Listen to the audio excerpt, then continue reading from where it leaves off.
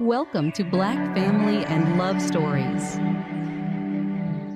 Leon Whitfield was 38 years old, and for 3 years he had not slept a full night. He worked an HVAC route by day, supervised a warehouse on weekends, and drove strangers across the city until past midnight, all to pay off $74,000 in debt his wife Crystal had hidden from him until the ink on their marriage certificate was barely dry. He never complained, never demanded gratitude. He told himself this was what love looked like when things got hard. That afternoon, his warehouse shift was canceled early. He came home quietly, planning to sleep for a few hours before his next shift. That was when he heard Crystal's voice through the bedroom door, warm, laughing, completely at ease. He stopped walking, and then the words hit him like a closed fist. She was describing him to someone, his 3 jobs, his exhaustion, his devotion, and she was laughing. "He's my slave," she said, "and the man doesn't even know it." Leon stood in that hallway for a long time. When he finally moved, it wasn't toward the door. It was toward his car, and what he decided in that silence would cost Crystal everything she thought she had already won. Before we jump into the story, comment where in the world you are watching from and subscribe, because tomorrow's story is one you need to hear. The pre-dawn darkness wrapped around Leon's rideshare vehicle like a familiar blanket. At 4:47 a.m., the parking lot of Jerry's all-night diner was empty, except for his car and a single delivery truck. The sharp aroma of coffee drifted from his travel mug as he unwrapped his breakfast sandwich, his movements precise and unhurried. 3 different alarms lived on his phone, one for each job. The HVAC alarm would sound at 6:30 a.m., the warehouse supervisor alarm at 4:00 a.m. on weekends, and the rideshare alarm at varying times whenever he could squeeze in extra hours. He had learned to function on carefully planned 90-minute sleep cycles, timing them between shifts with the exactness of someone who understood that rest was now a resource to be managed. Leon took a deliberate bite of his sandwich, his mind already running through the day's schedule.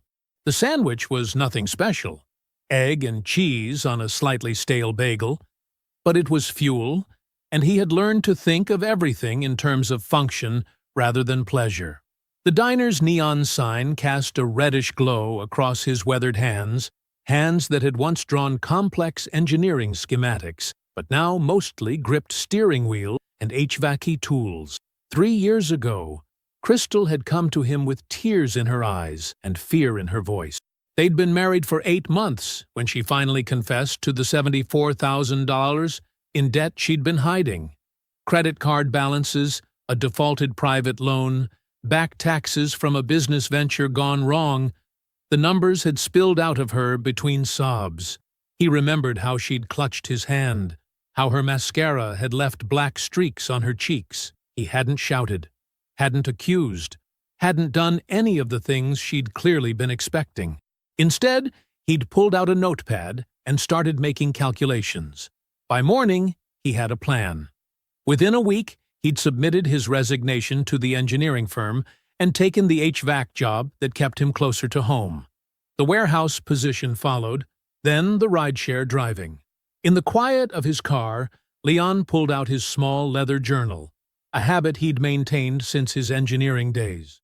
Inside were neat columns of numbers, schedules, and payments.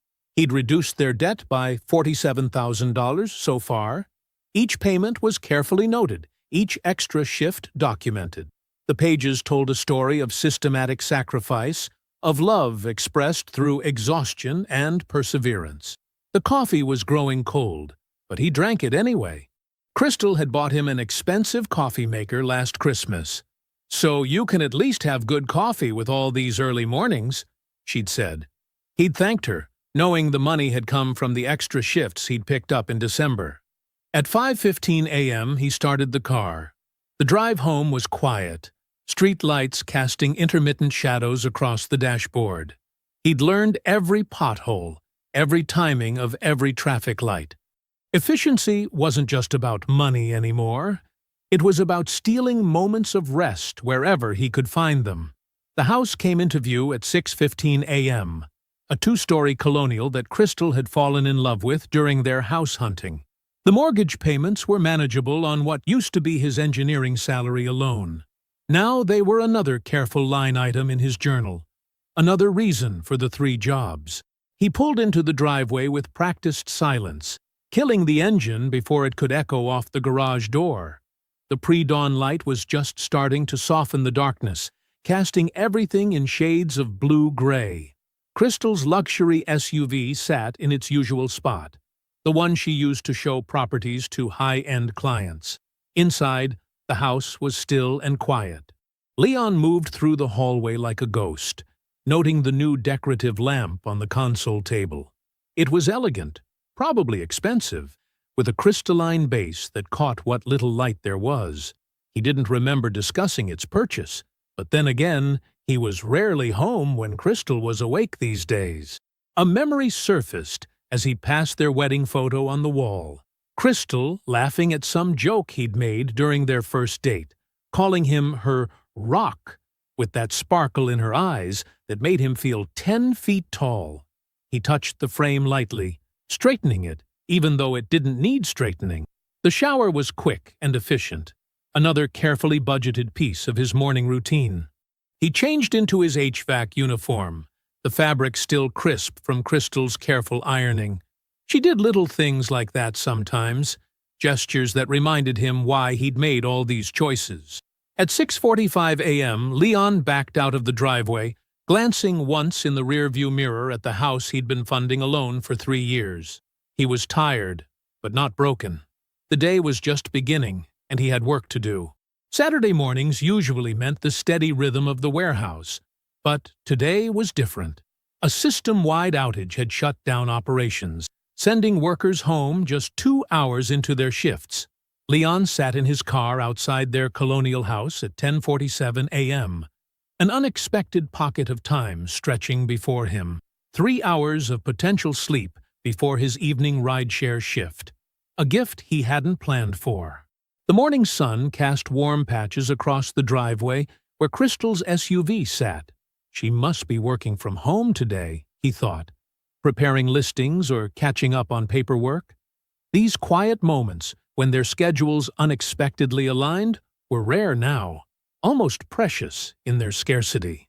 Leon moved with practiced quietness through the front door, his warehouse boots held in one hand to avoid making noise on the hardwood floors. The house felt still, wrapped in the kind of silence that made even breathing seem loud. A half-empty coffee mug sat on the kitchen counter. Crystal's favorite, the one with gold rim she'd bought during their weekend in Charleston. He was halfway up the stairs when he heard it. Crystal's voice, drifting from behind their closed bedroom door. She was laughing, the sound bright and unrestrained in a way he hadn't heard in months. Leon paused, not wanting to interrupt what sounded like a personal call, but then her words cut through the air with devastating clarity. "Girl, I don't even have to think about money anymore," Crystal was saying, her tone warm with amusement. "Leon handles everything. The bills, the debt, all of it. He's out here working 3 jobs and I'm just living. He genuinely thinks this is a marriage." Leon's hand, which had been reaching for the doorknob, froze in midair. The laughter from both Crystal and whoever was on the other end of the call felt like needles against his skin. "I keep telling Troy the same thing," Crystal continued, completely unaware of her audience. "Leon is basically my employee at this point. My little worker bee. I never even have to ask. He just does it. Troy." The name hung in the air like smoke. Leon had never heard it before, yet Crystal spoke it with the easy familiarity of long acquaintance. "He's my slave," Crystal said, the words falling like heavy stones in the quiet hallway. "And the man doesn't even know it." More laughter bubbled through the phone line. Crystal's voice dropped lower, taking on a conspiratorial tone. "The secret account is growing nicely, too. All that extra income from his warehouse over time? He thinks it's going to the debt. but I've been moving it around, building my own safety net. You should see the plans Troy and I have been making." Leon stood absolutely still, his body becoming as quiet as his mind suddenly was. He noticed everything with strange clarity. The new carpet runner in the hallway, probably purchased with money he'd earned during those long night shifts. The fresh flowers in the vase by the window. He'd assumed they were from a client. The faint scent of unfamiliar cologne lingering in the air. "Base funding," Crystal was saying now, the words flowing easily as water. "That's what I call it when Troy asks. Leon's income is my base funding while I build something real. Something that doesn't include—" She paused, then laughed again. "Well, you know." Every sacrifice of the past 3 years crystallized in that moment. The abandoned engineering career, the carefully planned sleep schedule, the missed family events, the gradual dissolution of friendships he no longer had time to maintain. Each choice he'd made, thinking it was an investment in their shared future, now revealed itself as something else entirely. With movements so controlled they were almost mechanical, Leon backed away from the door. His feet found each floorboard that wouldn't creak. Knowledge earned through countless pre-dawn departures. Down the stairs, through the hallway, past the kitchen with its half-empty coffee mug that now seemed like evidence of a crime. The morning sun still warmed the driveway as Leon slid into his car. He sat there, key in the ignition, hands resting perfectly still on the steering wheel. His breathing was steady. His face showed nothing. Inside his chest, something that had been straining to hold its shape for 3 years finally closed with an almost audible click. He reached for his phone, opened the Notes app he used to track his schedules, and typed a single line. "Today is day 1. The engine turned over quietly when he started it. Leon pulled out of the driveway with the same careful precision he applied to everything else in his life. His jaw was set, his expression composed, as though he'd just completed a routine task instead of witnessing the collapse of his entire marriage. The house grew smaller in his rearview mirror, and for the first time in 3 years, Leon didn't feel tired at all. Leon pulled into the driveway at exactly 7:15 p.m., right on schedule. The house glowed warmly from within, and through the kitchen window he could see Crystal moving around, probably finishing dinner preparations. His muscles felt heavy with exhaustion, but his mind was sharp, focused in a way it hadn't been for years. He walked through the front door, hanging his keys on their usual hook. "Something smells good," he called out, his voice carrying the same warmth it always did. The performance felt strange, not because it was difficult, but because it came so naturally. Crystal appeared in the doorway, wine glass in hand. "I made that chicken you like," she said, smiling. "The one with the lemon sauce." "You didn't have to do that," Leon replied, moving to kiss her cheek. The gesture, once automatic with affection, now felt like a carefully calculated move in a complex game. He noticed how she leaned into it, completely unaware that anything had changed. Over dinner, Leon asked all the right questions. How was her day? Any progress on the Miller listing? Had she heard back about the Riverside property? He watched her talk, animated and confident, describing her latest deals and client meetings. Every few minutes, she'd touch her phone when it buzzed, smiling at messages he couldn't see. "The market's really picking up," Crystal said, taking another sip of wine. "I might have something big coming up soon." She reached across the table, squeezing his hand. "Thanks for holding everything down while I build this baby. I couldn't do it without you." Leon smiled, squeezed back. "That's what partners do," he said, and watched her face for any sign of discomfort at the word partners. There was none. Her ability to compartmentalize was remarkable, he thought. Engineering-grade precision in its own way. They cleaned up together, falling into their usual rhythm. Him washing, her drying. They watched an episode of the show they'd been following, Crystal curled against him on the couch. By 10:30, she was yawning. "Coming to bed?" she asked, stretching as she stood. In a bit, he said. Got some emails to catch up on first. Crystal nodded, unsurprised. His work ethic had always been convenient for her. Don't stay up too late, she said, heading upstairs. Leon waited, listening to the familiar sounds of her nighttime routine. Water running, drawers opening and closing, the soft creak of their bed. By 11:15, her breathing had settled into the steady rhythm of sleep. He opened his laptop, logging into their joint account. The interface was familiar. He'd been managing their finances for years, but tonight he looked at it with new eyes. Not as a husband trying to keep their ship afloat, but as an engineer examining a system's architecture. The transfers appeared random at first glance. $425 here, $750 there, sometimes just $200, small enough to seem insignificant in isolation. But Leon was good with patterns, and these had one. They always occurred 2 days after his warehouse overtime payments cleared. He created a spreadsheet, documenting each transfer methodically. The total made him sit back in his chair. $11,347 over 18 months, all to an account number he didn't recognize. He photographed each transaction screen with his phone, filing them in a newly created folder. The hotel charges were next. 3 different occasions when Crystal was supposedly at real estate conferences. He cross-referenced the dates with his calendar app where he'd noted her work events. The locations didn't match. Neither did the restaurants. Expensive places he'd never heard of. Charges for 2 on nights she'd told him she was working late.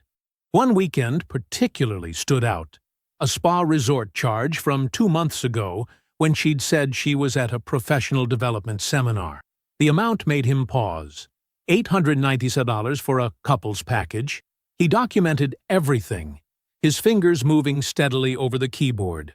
The engineer in him appreciated the methodology of it all, gathering data, establishing patterns, building a complete picture of the system's operation.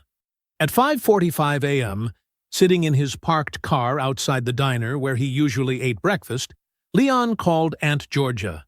He recounted everything: Crystal's phone conversation, the account discoveries, the pattern of deception, in precise, measured tones. Aunt Georgia listened without interrupting. When he finished, she was quiet for a long moment. Then, I need you to answer something for me, baby. Do you want to feel better tonight? Or do you want to be free forever? I want to be free, Leon said, his voice steady. But first, I want her to understand exactly what she's done. Then stop thinking like a hurt husband, Aunt Georgia said firmly. Start thinking like an engineer. What do engineers do when they find a broken system? They analyze every component, Leon replied, something clicking into place in his mind. Document every failure point. Understand exactly how it operates before they shut it down. That's right. You've got the skills for this, Leon. Use them. After hanging up, Leon sat quietly in his car, watching the sun rise over the diner's roof. He opened a fresh note on his phone and began to type. Assets to document. All bank statements, joint and personal. Last 3 years. Credit card statements. Property deed. Investment accounts. Tax returns. Work contracts. Salary documentation. Overtime payment records. To obtain. Phone records. Email access. Security camera footage from warehouse. Confirm my work hours. Professional license verification. Crystal's real estate. Credentials. Property records. Any hidden purchases. The list grew, each item another data point in the system he was preparing to analyze. He wasn't angry anymore. He was focused. The glass and steel building gleamed in the midday sun as Leon pulled into the visitor parking space. He straightened his tie, the same one he'd worn during his last engineering presentation 3 years ago, and checked his reflection in the rearview mirror. His face showed no trace of the exhaustion that came from working 3 jobs. Today, he looked like the engineer he'd always been. Walking through the familiar lobby of Walter Banks's firm brought back memories of late-night project meetings and breakthrough moments. The security guard recognized him, offering a warm smile and a visitor badge without needing to check his ID. "Mr. Banks is expecting you on 12, she said. The elevator ride gave Leon time to settle into the role he needed to play. Not the overworked husband seeking escape, but the professional reconnecting with an old mentor. The doors opened to a floor that hadn't changed. Same geometric carpet, same glass-walled offices, same energy of focused innovation. Walter Banks stood when Leon entered his corner office, coming around his desk with genuine warmth. "Leon Whitfield," he said, gripping Leon's hand firmly. 3 years is too long." They settled into comfortable chairs by the window, overlooking the city. Walter had ordered lunch, sandwiches from the deli that had been Leon's favorite when he worked here. The familiar detail touched him unexpectedly. "So," Walter said, unwrapping his sandwich, "tell me what you've been up to." Leon gave him the sanitized version: HVAC work, management experience, system optimization. He watched Walter's face carefully, noting the slight furrow in his brow that appeared whenever talent was being wasted. "You know," Walter said after a while, setting down his sandwich, "we've had a senior project manager position open for 2 years. 2 years? Leon kept his voice casual. "That's unusual for this firm." Walter's eyes met his directly. "I've been waiting for the right person. Someone who understands both the engineering and the human elements. Someone who can see systems within systems." He paused. "I've been waiting for you to come back, Leon." The words landed exactly as Walter intended. Leon felt something shift inside him. Not hope exactly, but confirmation. A piece of his larger plan clicking into place. "The position comes with a significant salary increase," Walter continued. "Full benefits, of course. The team is solid. You'd know some of them from before. Start date could be flexible." "How flexible?" Leon asked, his mind already calculating timelines. 6 weeks out would work. We have a major project ramping up then." Walter leaned back. "But I should warn you. There would be some travel involved. Maybe 2 weeks per quarter." Leon nodded, keeping his expression thoughtful rather than eager.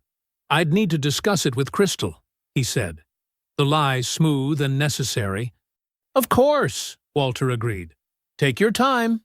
Later that week, Leon sat in a different office, this one belonging to Patricia Chen, a family law attorney recommended through a careful chain of connections. The office was smaller, warmer, with diplomas on the walls instead of engineering awards. "Financial misconduct in marriage takes many forms," Patricia explained, her voice steady and professional. "Hidden accounts, undisclosed debt, misappropriation of joint funds, these all factor into equitable distribution during divorce proceedings." Leon paid in cash, the bills coming from an account he'd opened at 19 and never mentioned to Crystal. He scheduled a second appointment for later that week. At home, he moved through his days with precise attention to detail. He brought Crystal coffee in the morning, asked about her listings, listened to her client stories with apparent interest. When she mentioned wanting to try a new restaurant, he made reservations immediately. He performed devotion so convincingly that she began to relax into it, accepting his attention as her due. "Leon's really been stepping it up lately," he overheard her tell Adrienne during their Sunday brunch. She said it with the satisfaction of someone who believed they had successfully trained a pet. Her certainty that his behavior meant contentment would prove to be her most costly miscalculation. At his second meeting with Patricia Chen, Leon placed a thick folder on her desk. "Everything's documented," he said quietly. "Bank statements, transfers, hotel receipts, timestamps, locations." He watched as she opened the folder, her expression shifting from professional neutrality to something deeper as she turned each page. The evidence was methodical, overwhelming in its detail. When she finally looked up, her face held the quiet gravity of someone who recognized they were looking at something far more significant than a standard divorce case. "Mr. Whitfield," she said carefully. "You've been very thorough." Leon's phone buzzed while he was reviewing documentation in his parked car outside the HVAC shop. Philip's name appeared on the screen. Crystal's younger brother. They hadn't spoken directly in months. "Leon!" Philip's voice carried an edge of discomfort. "Do you have time to meet? Somewhere private?" He paused. Without Crystal knowing? Something in Philip's tone made Leon sit straighter. "When?" "Today, if possible." "It's important." Leon suggested Ray's barber shop, a place he'd frequented for years, where the whir of clippers and random conversation provided natural cover for difficult conversations. Philip agreed to meet in an hour. The barber shop was quiet when Leon arrived, just Ray working on one customer while sports played on the wall-mounted TV. Philip was already there, sitting stiffly in one of the waiting chairs, his phone gripped tightly in his hands. "Thanks for coming," Philip said as Leon sat beside him. His face carried the strained look of someone who hadn't slept well. "I've been trying to figure out how to handle this for weeks." He unlocked his phone and pulled up a group chat. Leon recognized the names immediately. Crystal, Adrian, and Sarah from Crystal's office. Philip's name was there too, though his responses were sparse. "I should have shown you sooner," Philip said, handing Leon the phone. "Just read." The messages stretched back over a year. Leon scrolled slowly, his expression unchanging as the content revealed itself. Crystal, 8 months ago. Had to remind Leon to wear the good suit to the firm dinner. I swear that blue-collar energy just radiates off him sometimes. Adrian, at least he cleans up nice. Crystal, when properly managed. He kept scrolling. The timestamps jumped forward. Crystal, Troy says I should be ready to make partner at Sewell & Associates within 2 years. The commissions alone would set me up perfectly. Sarah, what about Leon? Crystal, what about him? I just need him stable for another year, maybe 18 months. Then I can let him go. He's been useful. I'm not carrying that working-class anchor forever. Adrienne, Crystal, that seems harsh. Crystal, it's practical. He served his purpose. I needed someone reliable to clean up my finances, and he did that. But I'm not spending my best years pretending to be satisfied with a man who works 3 jobs just to keep up. The messages continued. Crystal mocking his warehouse uniform. Crystal describing him as temporary to potential business partners. Crystal and Sarah laughing about how he still thought they had a real marriage. Leon kept his breathing steady as he documented everything. Each screenshot carefully saved, each timestamp noted.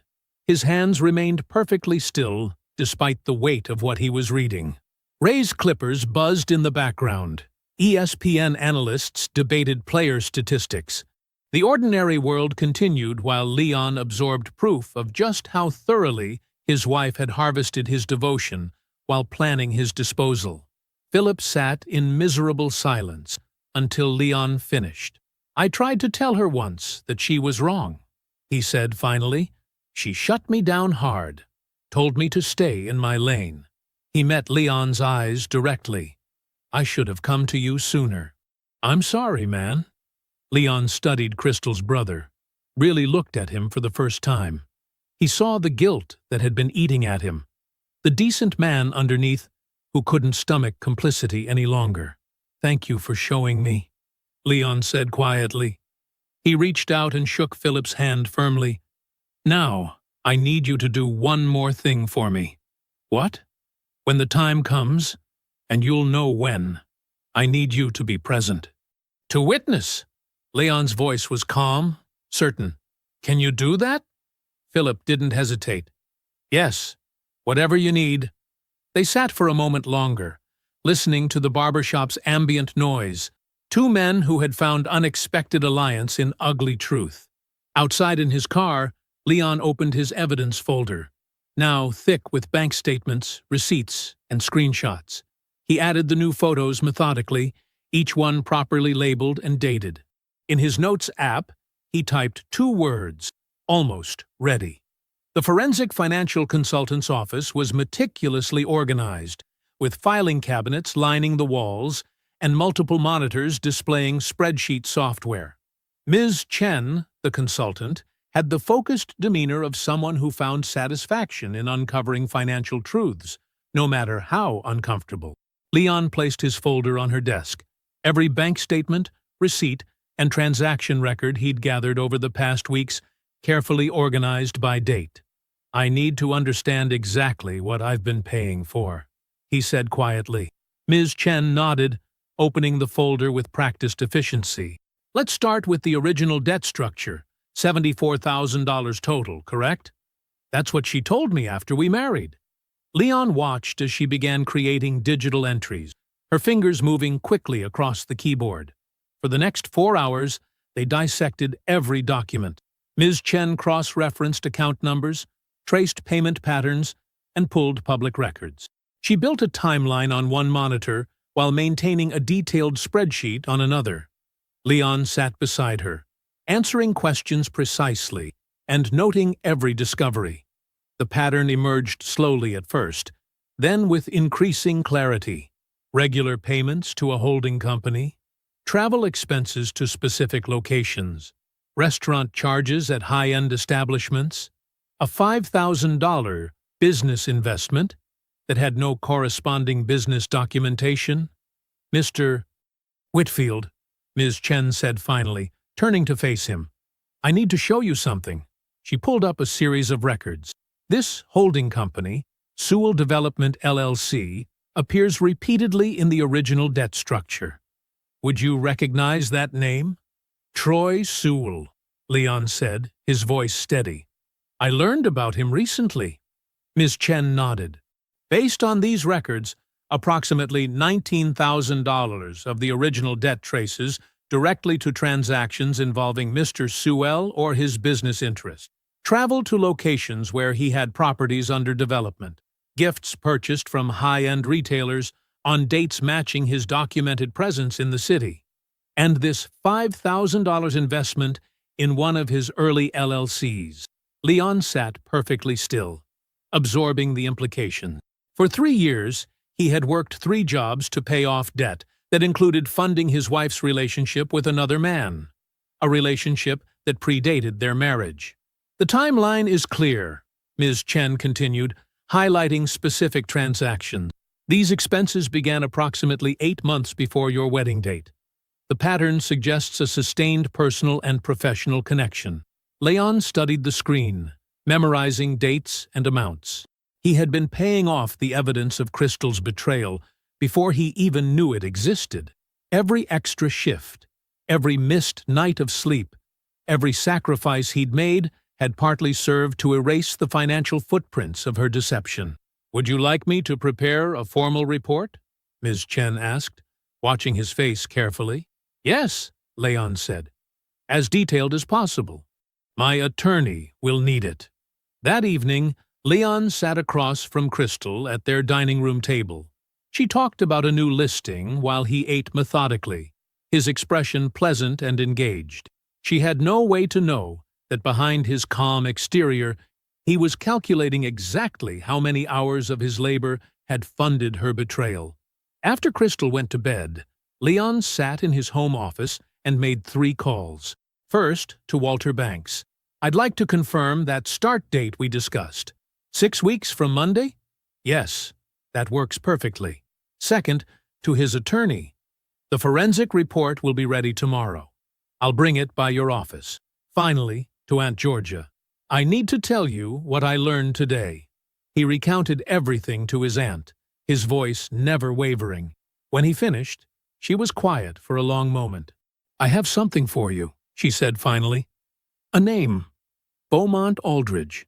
He's Troy's silent partner, the one who actually funds those developments. Old money, very conscious of his reputation, very particular about who he does business with." Leon wrote the name down. "You're sure about this?" "I know people who know people," Aunt Georgia said. "Mr. Aldridge values his good name above everything else. If someone were to bring certain information to his attention, well, that would be his business to handle." Leon studied the name for 2 days. He thought about consequences, about systems, about the precise application of pressure. He thought about Crystal's voice through that bedroom door, calling him her slave. He thought about 3 years of working through exhaustion to pay off the price tag of her affair. On the third morning, he picked up his phone. He dialed the number Aunt Georgia had given him. 2 rings cut through the silence. Beaumont Aldridge speaking. The voice was measured, unhurried, the voice of a man who had built his reputation carefully and guarded it the same way. Crystal practically floated down the stairs that morning, her silk robe flowing behind her like a victory banner. Leon was already at the kitchen table, reading the news on his tablet while his coffee cooled. "I got it!" Crystal's voice rang with triumph. "The Westbrook property, $1.4 million, Leon. This is going to be my biggest commission ever." Leon looked up, his smile perfectly calibrated. "That's wonderful, honey. Congratulations." Crystal poured herself coffee, adding a precise amount of cream. "Troy says this could be a game changer for my career trajectory. Once people see me handling properties at this level—" She paused, basking in the moment. "We should celebrate." "Whatever you'd like," Leon said, his voice warm and accommodating. Crystal sat across from him, unusually animated. "I've been thinking, we haven't had a real vacation in forever. Maybe we could go somewhere nice once this deal closes? The commission would more than cover it." Leon reached across the table and squeezed her hand. "That sounds nice. We'll plan something." What Crystal couldn't see, as she happily outlined potential destinations, was that Leon had already set several wheels in motion that week. His direct deposit information had been quietly updated at all 3 jobs. The changes wouldn't register for 2 pay cycles, but soon every dollar would flow into his personal account. One Crystal didn't know existed. In his attorney's office downtown, a thick manila folder held divorce papers awaiting his signature. The forensic accountant's report sat beside them, along with documented evidence of Crystal's ongoing deception. The timing was precise. Everything would be ready to file exactly when the maximum impact would land. Across town, in a corner office with a view of the city, Beaumont Aldridge was reviewing certain business arrangements with new attention.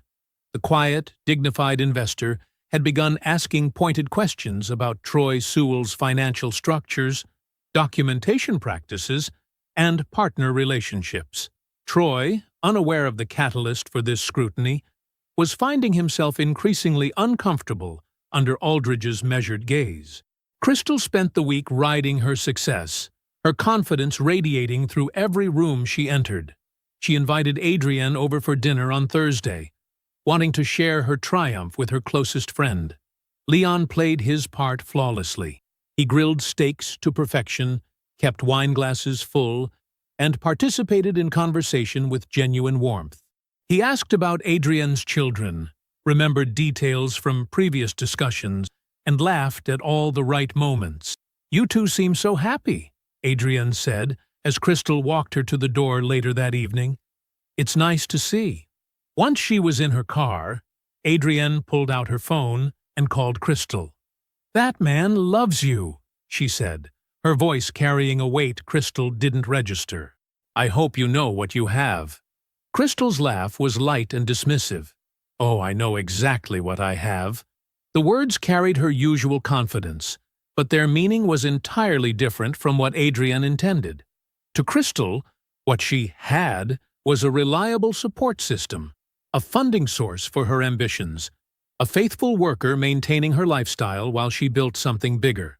Later that night, Leon lay awake beside Crystal's sleeping form. The bedroom was dark except for thin strips of streetlight filtering through the blinds. He studied the ceiling, conscious of a private grief completing itself in his chest. He thought about the man he had been 3 years ago, the one who believed sacrifice was love's purest form, the one who had taken on 3 jobs without complaint, believing his exhaustion was building something meaningful. That man had been real. His love had been real. His dedication had been genuine. and complete. Leon allowed himself to mourn that man quietly, thoroughly, knowing this was the last time he would need to. He acknowledged the depth of what he had given, the sincerity of his commitment, and the crushing weight of discovering it had all been harvested as a resource rather than received as a gift. The grief moved through him like a tide, full, heavy, and then gradually receding. When it finished, he felt lighter, cleaner. The last threads of his old life detached themselves, leaving him perfectly ready for what came next. Crystal shifted in her sleep, unaware of the transformation completing itself beside her. Leon closed his eyes, entirely at peace. Everything was in position. Every piece was placed exactly where it needed to be. Crystal descended the stairs at 9:30, her silk robe trailing behind her. She stopped abruptly at the kitchen doorway. Leon sat at the table, fully dressed in a crisp navy suit she didn't recognize, a manila folder placed precisely in front of him. 2 coffee cups steamed on the table, one by his hand, one across from him, waiting.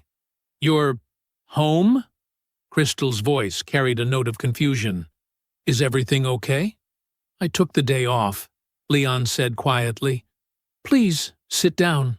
Something in his tone, the complete absence of his usual warmth, made Crystal hesitate. She pulled her robe tighter and slowly took the seat across from him. The doorbell rang. "That'll be Aunt Georgia," Leon said, his eyes never leaving Crystal's face. Crystal's spine stiffened. "Why is your aunt coming here at this hour?" Leon didn't answer. He stood, walked to the front door, and opened it. Aunt Georgia stepped inside, her face set in lines of granite determination. She nodded once at Leon, then walked past Crystal without acknowledgement, taking a seat in the corner armchair. Her silence filled the room like smoke. The doorbell rang again. This time, Crystal stood up. "What is happening right now?" Philip walked through the door, his usual easygoing expression replaced with something heavier. Crystal took a step back. "Philip, what are you doing here?" Her voice sharpened. "Why are you here with them?" "Sit down, Crystal," Leon said. The words were quiet, but carried an authority she'd never heard from him before. Crystal remained standing, her eyes darting between the 3 faces turned toward her. "I don't understand what this is, but if you're trying to—" "3 weeks ago," Leon cut in, his voice level, "you had a phone conversation in our bedroom. You thought I was at the warehouse. I wasn't." He opened the folder. "You said some interesting things that day. Would you like me to quote them exactly?" The color drained from Crystal's face. "You told someone, Adrienne, I believe, that I was basically your employee, that I was your worker bee, that I genuinely thinks this is a marriage." Leon's voice remained eerily calm. "But the most interesting part was when you called me your slave. Do you remember that part, Crystal?" "I never—" Crystal started, then stopped, as Leon began laying documents on the table. Bank statements, screenshots, hotel receipts, a detailed forensic accounting report highlighted in sharp yellow streaks. The evidence accumulated like bricks in a wall. $19,000, Leon continued. "That's how much of your original debt was connected to Troy Sewell. I've spent 3 years working 3 jobs to pay off the cost of your affair. An affair that started before we were even married." Crystal's face cycled through expressions: shock, denial, anger. "You went through my private—" "The group chat was enlightening," Leon interrupted, laying down more screenshots. "All those messages about my blue-collar energy. Your timeline for divorcing me once you hit the next level. The jokes about how I'd never know about Troy because I was too busy working to notice." Crystal whirled toward Philip. "You showed him? My own brother?" Philip met her gaze steadily. "You turned into someone I don't recognize anymore, Crystal. I tried to tell you what you were doing was wrong. You told me to stay in my lane. Well, this is me picking a lane." Crystal's hands trembled. She switched tactics, her eyes filling with tears. "Leon, please, I know I made mistakes, but we can work through this. We can get counseling. We can... Leon slid a final document across the table. Divorce papers, already bearing his signature. The house goes on the market next month, he said calmly. My attorney will contact yours. I start my new position at Walter Banks's firm on Monday. He stood up, buttoning his jacket with precise movements. This isn't a negotiation, Crystal. This is a notification. Leon, Crystal's voice cracked. Please, I made mistakes, but we can... Leon turned to face her fully. His voice, when it came, was soft but final. You told someone I was your slave. I need you to understand. That was the last thing you ever took from me. He picked up his keys from the counter. Aunt Georgia rose from her corner, her silence still perfect and damning. Leon walked to the front door, opened it, and stepped out into the morning air. He stood on the front step for a moment, drawing in a slow breath, then walked to his car without looking back. Leon walked through the gleaming glass doors of Walter Banks Engineering at precisely 8 a.m. Monday morning. The security guard, checking his new ID badge, smiled warmly. Welcome aboard, Mr. Whitfield. The elevator carried him to the 14th floor. Walter stood waiting, his familiar weathered face breaking into a genuine smile. Right on time, as always. He gestured down the hallway. Let me show you your office. The corner office had floor-to-ceiling windows that would catch the afternoon sun. A sleek desk, empty bookshelves waiting to be filled, and a small conference table filled the space. It wasn't extravagant, but it was earned. Leon set his laptop bag down carefully. Team meeting at 10, Walter said. Take some time to settle in. Leon stood at the window for a moment, watching the city wake up. No need to rush. For the first time in 3 years, he had just one job to focus on. That same morning, across town, Crystal's phone buzzed with an urgent message from her broker. The sellers of her $1.4 million listing wanted an immediate meeting. She arrived to find not just the sellers, but also her broker and the firm's legal counsel waiting. The sellers' faces were tight with barely contained anger.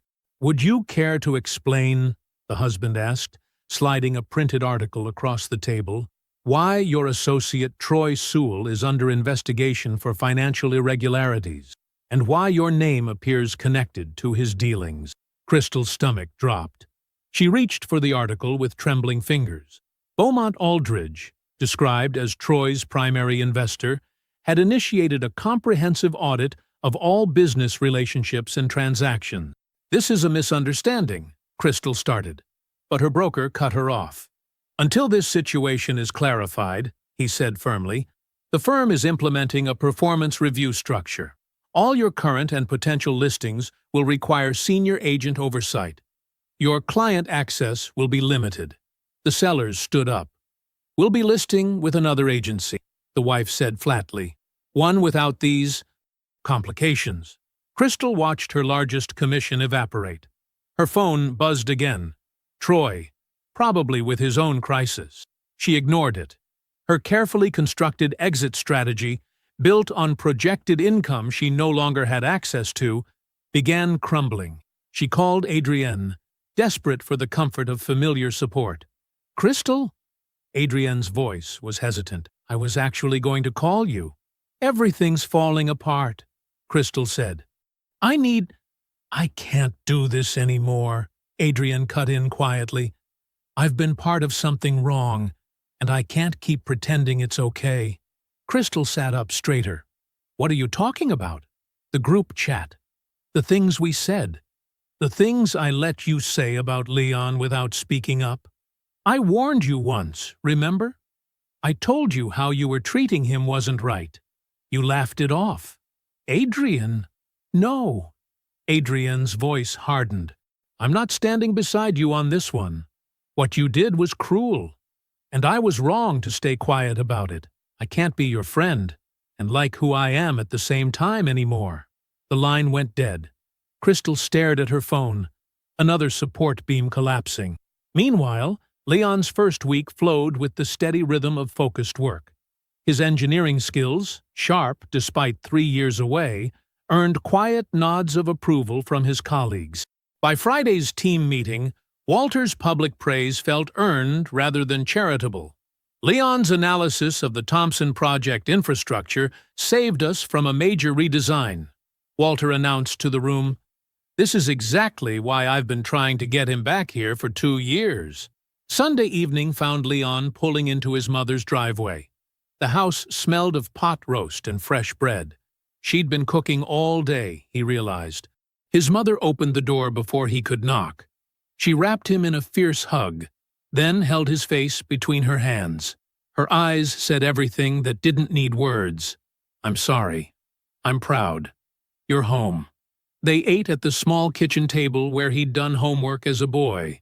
She filled his plate twice, watched him eat with maternal satisfaction, and told him stories about his cousin's children until the kitchen grew dark.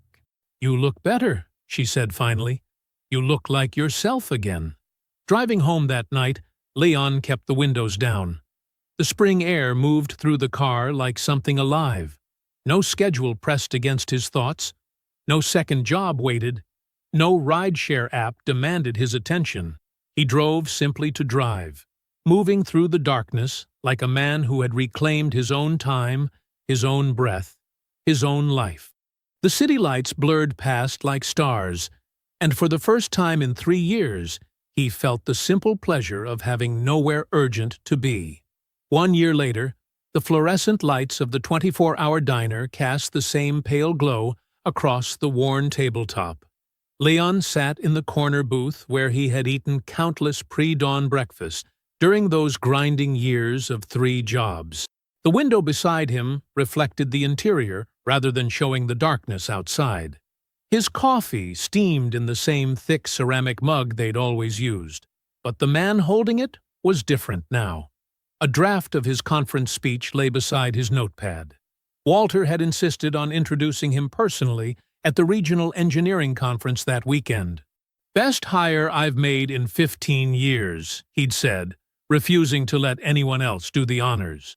The recognition felt earned rather than granted.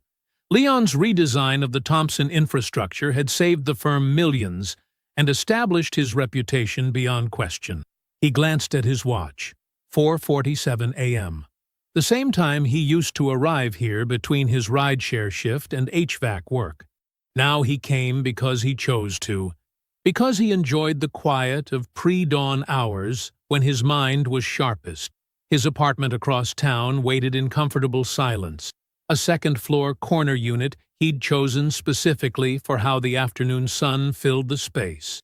No elaborate decorations, no carefully curated image, just clean lines, comfortable furniture, and walls lined with engineering books he actually read. Everything in it was his alone, purchased with single-job earnings and arranged according to his own taste. The Sunday morning calls with Aunt Georgia had become a ritual. She took full credit for the whole thing with anyone who would listen, but her real pride showed in quieter ways. Like how she'd started asking his advice about her own financial decisions, treating his judgment as something earned and valuable. Philip's friendship had evolved into something genuine, built on shared interests rather than shared history. They met for basketball games, argued about sports statistics, and never mentioned Crystal unless absolutely necessary. It was better that way. His phone showed a text from his mother about next Sunday's dinner. She still cooked too much, still watched him eat with maternal satisfaction, but the worry had left her eyes.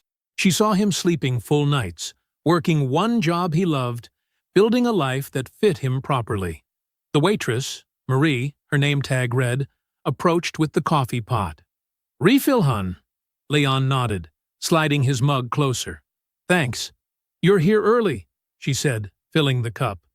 "I like the quiet," he replied. "Best time to think." She glanced at his notepad covered in precise technical drawings.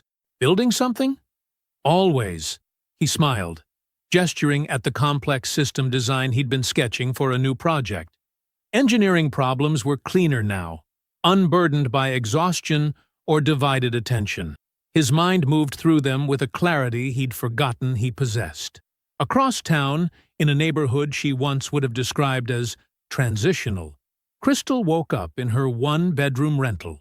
The smaller brokerage where she now worked demanded weekly performance reports and maintained strict oversight of her client interactions. Her commission structure was a fraction of what she'd once commanded. Troy had moved on months ago, his own professional complications requiring a strategic retreat from any connection that might draw additional scrutiny. The carefully maintained social circle she'd built, funded by Leon's three-job income, had contracted almost to nothing. No more luxury spa weekends, no more exclusive dinner parties, no more carefully curated Instagram moments. She wasn't destroyed. She had enough to live on, a roof over her head, and her license was still valid. But she was reduced to exactly what she had built for herself, without the foundation of Leon's quiet labor beneath it. The life she'd dismissed as blue-collar had been funding the image she couldn't maintain alone. Back in the diner, Leon added another detail to his system design. The project was complex, but elegant, the kind of challenge that made engineering feel less like work and more like solving an intricate puzzle. He'd forgotten, during those 3 years of grinding survival, how much he genuinely loved this work. Marie passed by again, this time carrying plates to another early customer. "Need anything else?" "Just the quiet," Leon said, smiling briefly before returning to his work. The pre-dawn darkness pressed against the window beside him. His reflection looked back, steady, unhurried, free. The man in the glass was familiar now, restored to himself. He took a slow sip of coffee and turned back to his drawings, adding another precise line to the design taking shape on the page. I hope you enjoyed that one. Be sure to like the video and subscribe so you don't miss the next story. I've picked out 2 more for you that I think you'll really like.